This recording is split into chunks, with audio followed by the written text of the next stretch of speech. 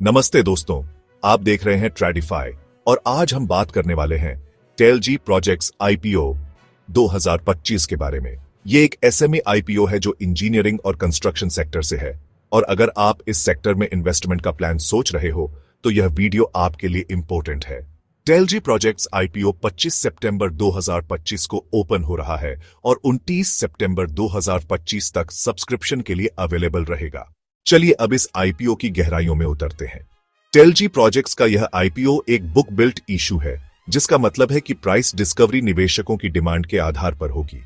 इसका total issue size आरएसएस up to 24 crore है और यह पूरी तरह से एक फ्रेश इशू है।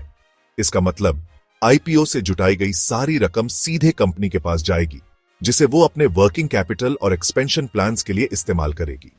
इसमें प्रमोटर्स अपनी कोई हिस्सेदारी नहीं बेच रहे हैं, जो कंपनी के भविष्य में उनके विश्वास को दर्शाता है। इस इशू के तहत कंपनी लगभग 26 लाख नए इक्विटी शेयर्स जारी कर रही है।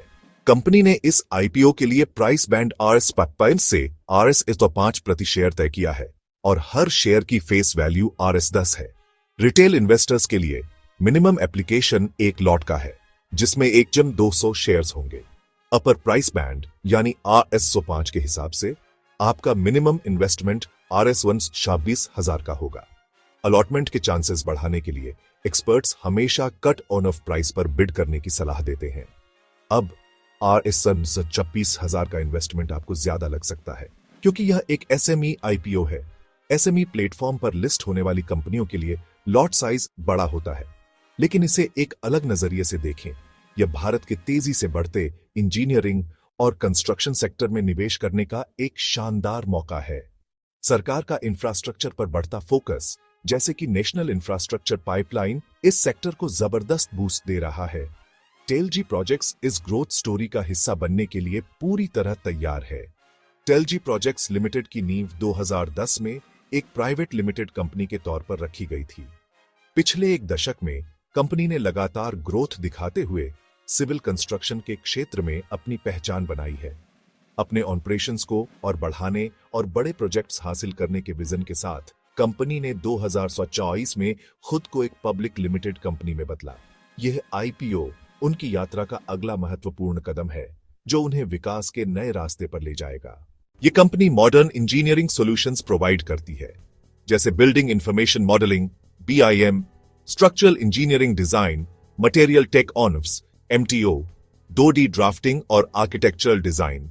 ये सर्विसेज EPC फर्म्स, फैब्रिकेटर्स और कॉन्ट्रैक्टर्स के लिए सीमलेस प्रोजेक्ट एग्जीक्यूशन में मदद करती है। कंपनी का रीच इंडिया के अलावा 11 देशों तक है, including USA, UK, Australia, Canada और सिंगापुर। टेलजी प्रोजेक्ट्स का मेन गोल है प्रोजेक्ट्स को एक्यूरेट, कॉस्ट इफेक्टिव और टाइमली डिलीवर करना। आईपीओ के जरिए जो पैसा रेज होगा, उसका यूज कंपनी करेगी अपनी वर्किंग कैपिटल को बूस्ट करने के लिए, नए इक्विपमेंट और मशीनरी खरीदने के लिए, कुछ बोरोइंग्स रिपे करने के लिए और जनरल कॉर्पोरेट पर्पसेस के लिए। चलिए इसे विस्तार से समझते हैं। वर्किंग कैपिटल किसी भी कंस्ट्रक्शन कंपनी की लाइफलाइन होती है। इस फंड से कंपनी अपने रोजमर्रा के खर्चे और रॉ मटेरियल की खरीद बिना किसी रुकावट के मैनेज कर पाएगी, जिससे प्रोजेक्ट्स समय पर पूरे होंगे। दूसरा, नए इक्विपमेंट में इन्वेस्टमेंट से कंपनी की एफिशिएंसी बढ़ेगी, काम की क्वालिटी सुधरेगी और वो BDD प्रोजेक्ट्स के लिए बिड कर पाएगी। और तीसरा, कर्ज चुकाने से कंपनी की बैलेंस शीट मजबूत होगी, इंटरेस्ट का बोझ कम होगा और प्रॉफिटेबिलिटी सीधे तौर पर बायच जाएगी, जो इन्वेस्टर्स के लिए एक बहुत पॉजिटिव साइन है। तो कुल मिलाकर यह आईपीओ फंड्स कंपनी के ऑपरेशनल इंजन में फ्यूल की तरह काम करेंगे, जिससे ग्रोथ की रफ्तार तेज होगी। अब बात करते हैं उन नंबर्स की जो इस इंजन की परफॉर्मेंस को दिखाते हैं। कंपनी के फाइनेंशियल। टेलजी प्रोजेक्ट्स का फाइनेंशियल परफॉर्मेंस काफी स्ट्रांग है। आईपीओ के बाद कंपनी का मार्केट कैपिटलाइजेशन लगभग RS335 करोड़ का होगा। कंपनी का EBITDA मार्जिन भी 30-30% और नेट प्रॉफिट मार्जिन 21-45% है।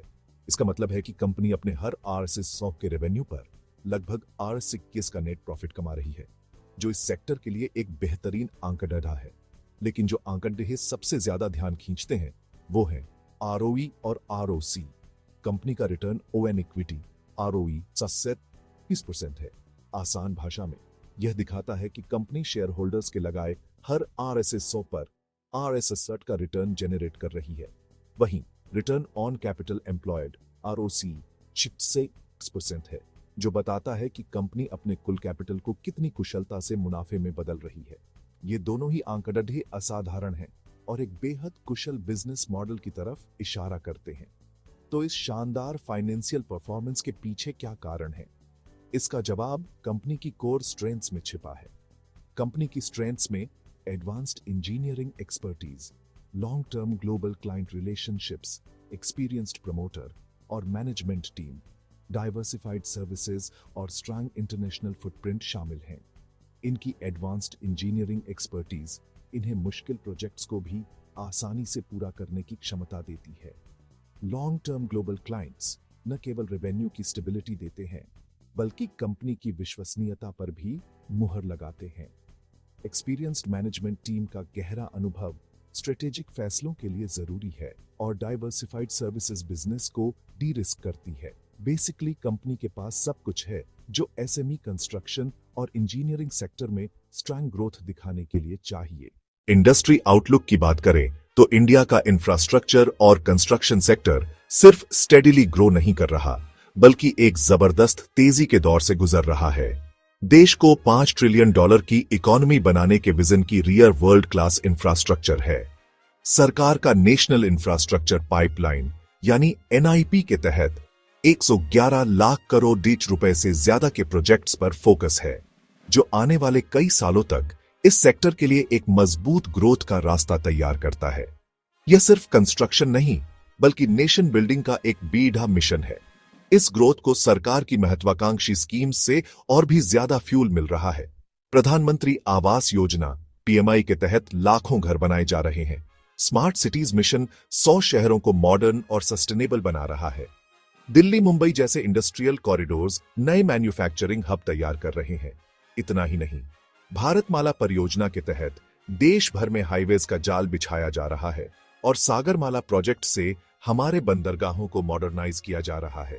इन सभी पहलों से कंस्ट्रक्शन और इंजीनियरिंग सर्विसेज की डिमांड आसमान छू रही है।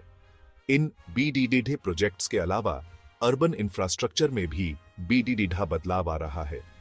टियर 2 और टियर 3 शहरों में नए मेट्रो रेल नेटवर्क्स और पब्लिक यूटिलिटीज जैसे वाटर सप्लाई और सीवेज सिस्टम्स का मॉडर्नाइजेशन कॉन्ट्रैक्टर्स और इंजीनियरिंग सर्विस प्रोवाइडर्स के लिए अनगिनत अपॉर्चुनिटीज पैदा कर रहा है।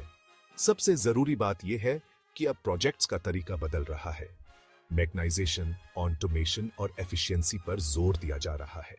अब फोकस सिर्फ प्रोजेक्ट पूरा करने पर नहीं, बल्कि हाई क्वालिटी एग्जीक्यूशन और टाइम पर डिलीवरी पर है। टेक्नोलॉजी पर आधारित कंस्ट्रक्शन का यही नया दौर TLG प्रोजेक्ट्स जैसी कंपनियों के लिए एक सुनहरा मौका है। अपनी मॉडर्न इंजीनियरिंग और प्रोजेक्ट मैनेजमेंट की विशेषज्ञता के साथ वे इस ग्रोथ स्टोरी का सिर्फ हिस्सा बनने के लिए नहीं, बल्कि इसे लीड करने के लिए पूरी तरह से तैयार है। IPO का अलॉटमेंट 30 सितंबर 2025 को फाइनलाइज होगा। रिफंड्स और डीमैट क्रेडिट वेट अक्टूबर 2025 तक एक्सपेक्टेड है और टेंटेटिव लिस्टिंग BSE SME पर 3 अक्टूबर 2025 को होगी। तो दोस्तों, यह थी टेलजी प्रोजेक्ट्स IPO 2025 की पूरी कहानी।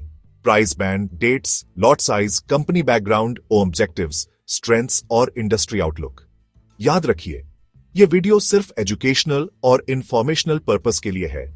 ट्रेडिफाई CBI रजिस्टर्ड एडवाइजर नहीं है और हम कोई बाय सेल रेकमेंडेशन नहीं दे रहे हैं। अपने फाइनेंशियल एडवाइजर से सलाह लेकर ही इन्वेस्टमेंट डिसीजन लें। अगर आपको यह वीडियो पसंद आया तो लाइक करें, शेयर करें और ट्रेडिफाई चैनल को सब्सक्राइब करें ताकि आपको नए IPO रिव्यूज और मार्केट इनसाइट्स मिलते रहें।